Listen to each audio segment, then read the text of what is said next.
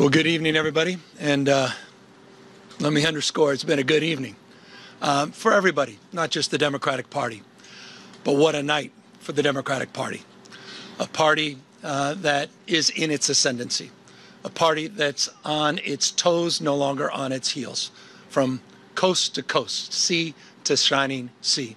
But it was not just a victory tonight for the Democratic Party. It was a victory for the United States of America, for the people of this country and the principles that our founding fathers lived and died for. And so we're proud. We're proud here in California to be part of this narrative this evening. We're proud of the work that the people of the state of California did tonight to send a powerful message to an historic president.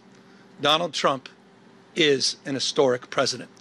He is the most historically unpopular president in modern history. In every critical category, Donald Trump is underwater. He promised to make us healthier. He promised to make us wealthier. We're sicker and poorer. And he fundamentally understands that. Why else would he call Greg Abbott saying he's entitled to 5 seats?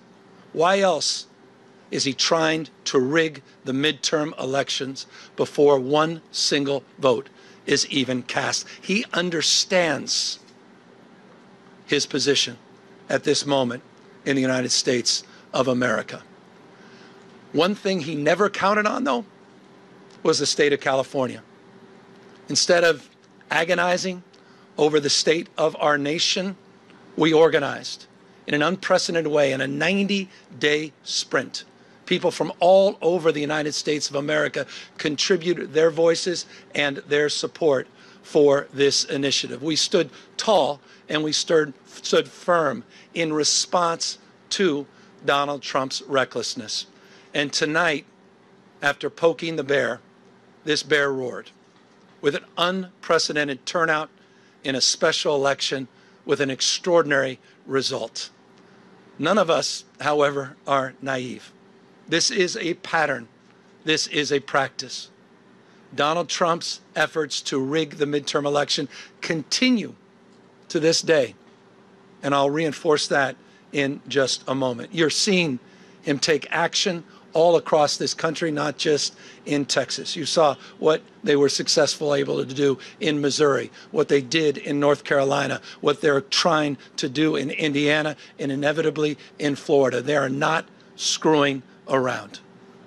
In June of this year, we saw 4,000 National Guard federalized in the state of California. We saw 700 active duty Marines not sent overseas, but sent to the second largest city in the United States of America to militarize our streets.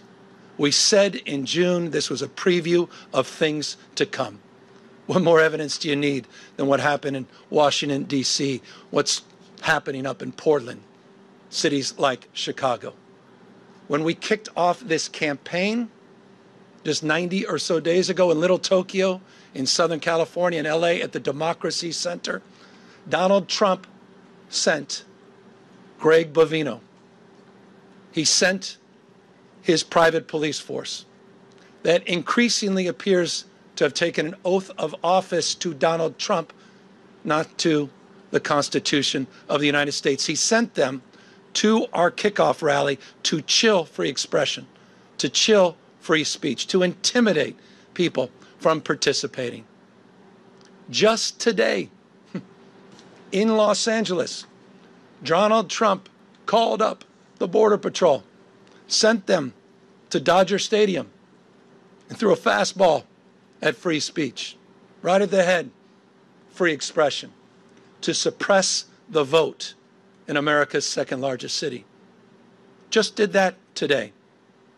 People in tactical gears sent out to intimidate a community that is already on edge. But you see, as we speak, people are still in line. People waiting up 3 hours to cast their vote, to send a message to Donald Trump. No crowns, no thrones, no kings. That's what this victory represents. It's a victory for the people of the state of California and the United States of America. And this is a victory that's punctuated with a sober reminder that it's not just the actions that Donald Trump has taken to federalize our guard, to begin the process of militarizing American cities, to intimidate free expression and speech by utilizing ICE and Border Patrol in American cities. But he also announced today, right when polls were opening, that this election was rigged. That this election was rigged. Of course, those are familiar words. It's exactly what Donald Trump said after January 6th, that day of love, where he tried to light democracy on fire. He tried to wreck this country, and he called in to the Secretary of State in Georgia, calling up for 11, 12,000 votes, just like he called Greg Abbott, saying he's entitled to those 5 seats. He said this election was rigged, and he's moving to look for criminal prosecution and investigations at the Department of Justice. He is not screwing around. So tonight, I'm proud, but I'm very mindful and sober of the moment we are living in. Donald Trump does not believe in fair and free elections, period and full stop. This is not complicated, and it's self-evident to anyone paying attention. You start to stack up all of these actions that continue to this moment and will continue in moments to come. If you think I'm exaggerating, consider his announcement just a few weeks ago to send rapid response teams all across the United States, in all 50 states, tens of thousands of members of the military prepared for urban deployment. A preview of things to come. But back to this state. Our state of mind was resolute. Our state of mind was resolved to stand firm and to stand tall, to not be intimidated, to not be humiliated, to not fall prey to cynicism, to not fall prey to fear and the anxiety of someone that believes in only one thing, shock and awe, to intimidate and exhaust us.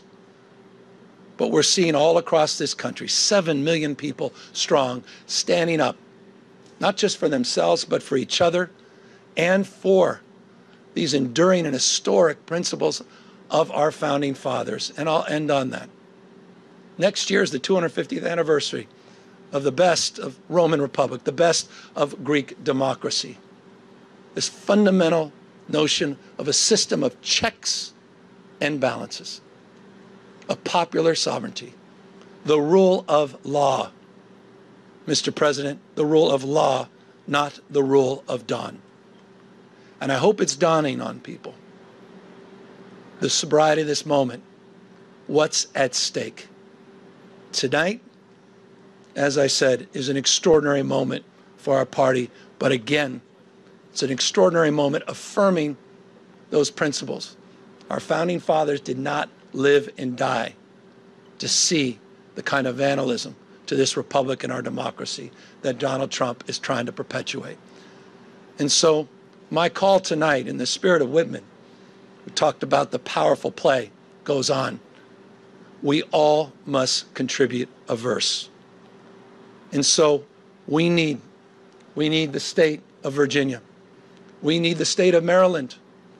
We need our friends in New York, in Illinois, in Colorado. We need to see other states with the remarkable leaders that have been doing remarkable things meet this moment head on as well, to recognize what we're up against in 2026.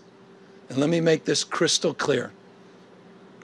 We can de facto end Donald Trump's presidency as we know it the minute Speaker Jeffries gets sworn in as Speaker of the House of Representatives. It is all on the line, a bright line in 2026. And so I want to thank everybody that stood up, not just for our democracy, but stood up for those that have feel bullied and intimidated, stood up for this notion of co-equal branches of government and a system of checks and balances. And I want to thank my wife, who reminds me every single day that this is about those that feel alone, those that feel isolated, those that feel an anxiety and a stress that they never could have imagined in their lives. This was about saying to them, we have your back, we see you, you matter, we care. And I'll just say this, I'm confident as we move forward into 2026 in this country, the best is yet to come. Thank you very much.